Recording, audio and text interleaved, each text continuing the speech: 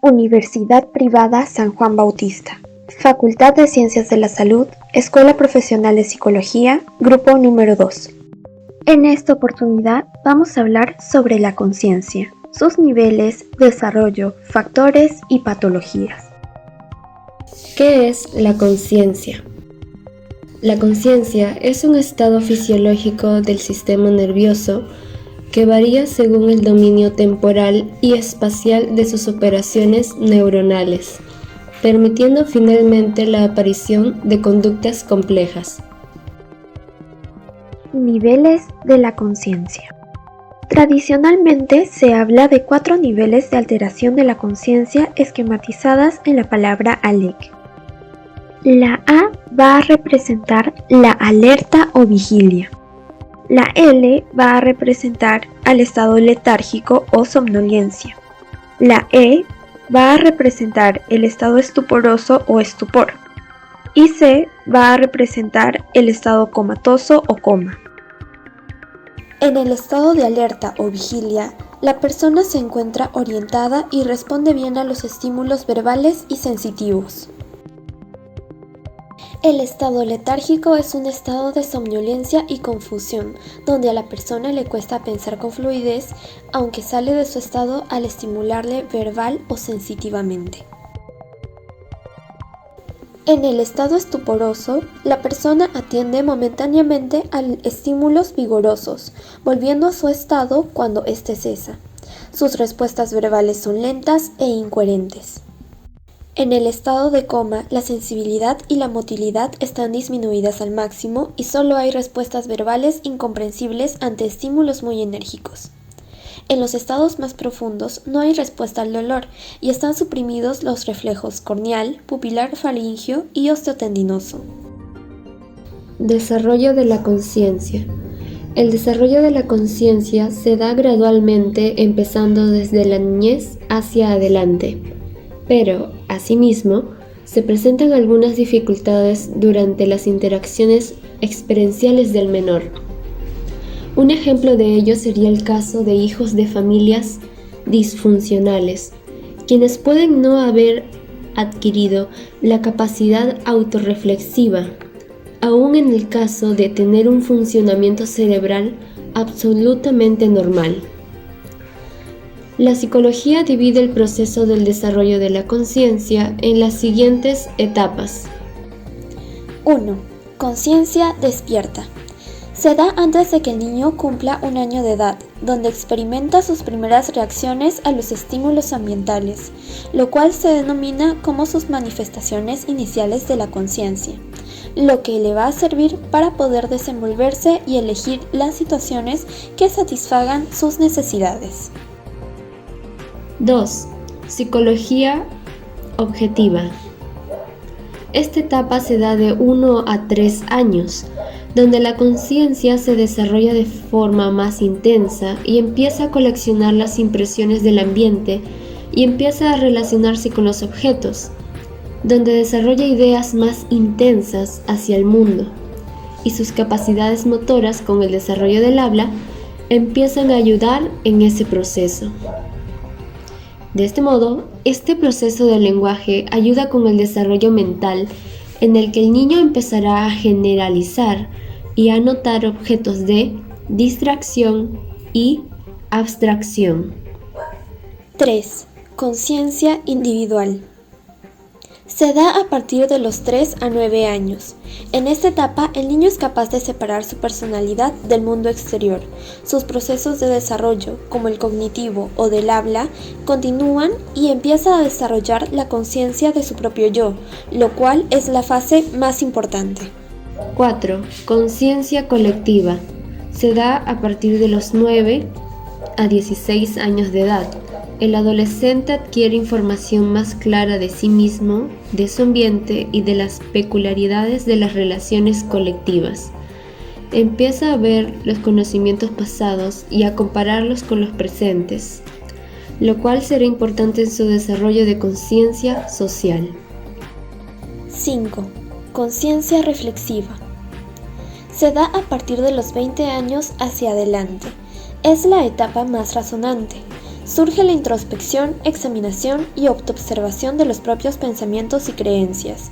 Asimismo, su conciencia social está desarrollada, lo que permite reevaluar la relevancia de los conocimientos obtenidos a lo largo de su vida y el estado real de las cosas. Conciencia y lucidez. Se llama lucidez mental al estado de la conciencia capaz de lograr la máxima concentración intencional de su actividad, haciendo que sus contenidos posean claridad, nitidez y distinción. La persona con lucidez tiene todas sus funciones psíquicas normales, lo que la lleva a una correcta orientación auto y alopsíquica. La disminución de la lucidez es el estado de confusión. La confusión puede variar de leve a grave y se caracteriza por tener pensamientos mezclados o desorganizados, tener un comportamiento fuera de lo normal, extraño o agresivo, tener dificultad para resolver problemas o para hacer tareas, no saber dónde está o no reconocer a miembros de la familia o artículos conocidos, mantener con firmeza convicciones falsas, también conocido como delirios. Ver, oír, sentir, oler o sentir el gusto de cosas que no están allí, como parte de alucinaciones o ilusiones. Sospechas infundadas de que otros lo persiguen o quieren herirlo, como característica de la paranoia.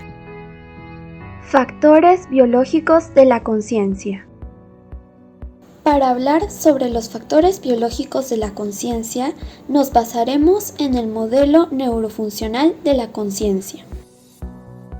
Este modelo representa la conciencia como un epifenómeno resultante de la activación secuencial de diferentes bucles neuronales que están formados por estructuras y redes cerebrales específicas que reconfiguran sus propios estados funcionales y todo el sistema. El sistema reticular activador ascendente, o SARA, las redes talamocorticales y las redes córtico-corticales sostienen procesos cognitivos diferenciados pero dependientes, básicos para la experiencia final de la conciencia. Estas conductas complejas pueden ser cubiertas en pensamientos y no cubiertas, como las conductas motoras, y se pueden medir tanto a través de la observación directa del comportamiento como por neuroimagen funcional de la actividad cerebral. La conciencia puede describirse mediante dos cualidades, el nivel de alerta o arousal y la experiencia de conciencia o awareness. El nivel de alerta es el nivel de energía o de activación corporal y psicológica que posee un individuo en un momento específico. Por otro lado, la experiencia de conciencia es la habilidad que tiene cada persona de percibir tanto sus propios estados internos como los estímulos ambientales y de poder operar sobre ellos. Estas dos cualidades de la conciencia quedan supeditadas por el estado funcional de las redes cerebrales. Bajo estas dos cualidades podemos dividir a la conciencia en nivel de conciencia y contenido de la conciencia. El estado del nivel de la conciencia depende del sistema activador reticular ascendente. Cualquier fallo en el nivel de la conciencia va a estar relacionado con el tronco encefálico. Por otro lado, el contenido de la conciencia hace referencia a la calidad de pensamiento y la conducta. Esta va a ser dependiente a la corteza cerebral. El contenido de la conciencia se forma mayormente en el cerebro posterior y solo somos capaces de percibirlo conscientemente cuando la corteza prefrontal se incorpora a la actividad cerebral. La percepción consciente de un contenido de conciencia no sucede de forma espontánea, sino que es el resultado de una activación jerárquica y acumulativa que empieza en las regiones posteriores cerebrales y que se propaga hacia las regiones corticales. Los niveles de conciencia, por otro lado, van a depender de las estructuras de la red talamocortical para mantener al sistema de alerta, así como del adecuado funcionamiento de la sustancia reticular activadora ascendente. Esta última estructura se encuentra formada por grupos celulares que se hallan distribuidos en el mesencéfalo, la protuberancia, el hipotálamo y el tálamo. Dentro de la sustancia reticular activadora ascendente existen dos vías anatómicas, la vía directa y la vía indirecta. La vía directa se origina en el diencéfalo y se proyecta hacia la corteza. La vía indirecta, por otro lado, se origina en el mesencéfalo, releva al tálamo y se proyecta hacia la corteza. Patologías de la conciencia. Algunas patologías del estado de la conciencia son el coma, el estado vegetativo, el mutismo aquinético, el estado de conciencia mínimo y el síndrome de cautiverio. El coma es un estado profundo de inconsciencia, donde la persona está viva pero es incapaz de moverse o responder a su entorno. El estado vegetativo es la ausencia de conciencia y de reactividad, producto del daño de la corteza cerebral. Sin embargo, el sistema activador reticular ascendente sigue funcionando, por lo que mantiene la vigilia de la persona. En el mutismo aquinético, la persona permanece inmóvil con ausencia absoluta de expresión oral, sin movimientos oculares espontáneos.